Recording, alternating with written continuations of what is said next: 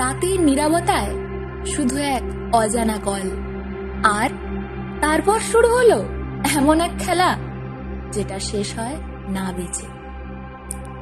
অর্জুন ও রিয়া, যারা একসাথে একটি নাইট কল সেন্টারে কাজ করত, তাদের ঠিক বাড়ি ফেরার মুহূর্ত। অর্জুন রিয়াকে বলল, চল আমি তোকে বাড়ি দিয়ে আসি, এত রাতে আর একা যাবার দরকার নেই।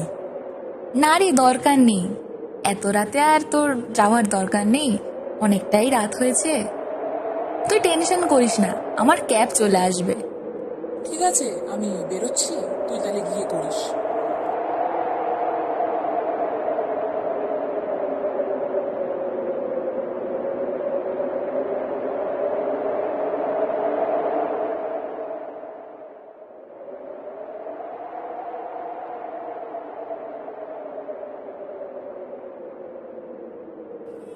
অর্জুনের চলে যাওয়ার সাথে সাথেই রিয়াও তার ক্যাবের উদ্দেশ্যে রওনা দেয়।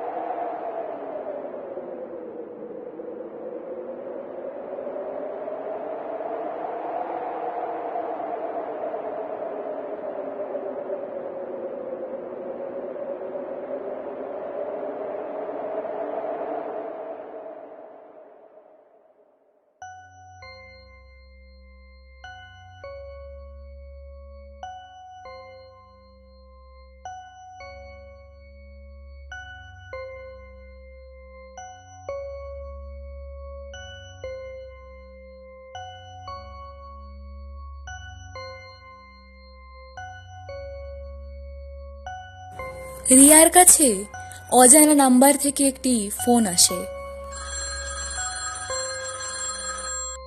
হ্যালো, হ্যাঁ বলছি, আপনি ক্যাব নিয়ে চলে এসেছেন? কত দূর আছেন?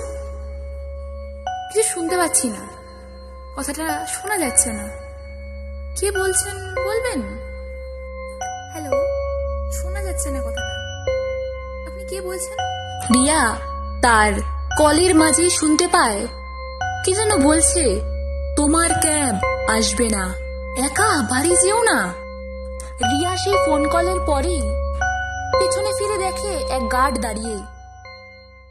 সেই গার্ড যেন তাকে না দেখার ভান করার মতন করেই তার সামনে দিয়ে চলে যায়। রিয়া এবার আতঙ্কে সেই গার্ডকে খোঁজার চেষ্টা করলেও সেই গার্ডকে না দেখতে পেয়ে আতঙ্কে দৌড়তে শুরু করে।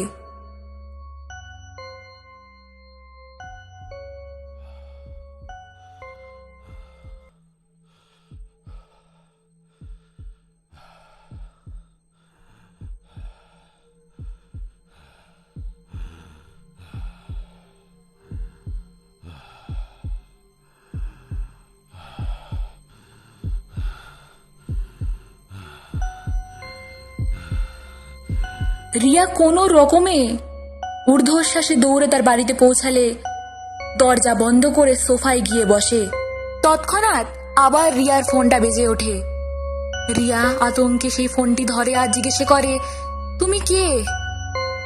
তখন সে শুনতে পায়, আমি তো তোমার বাড়িতেই রয়েছি।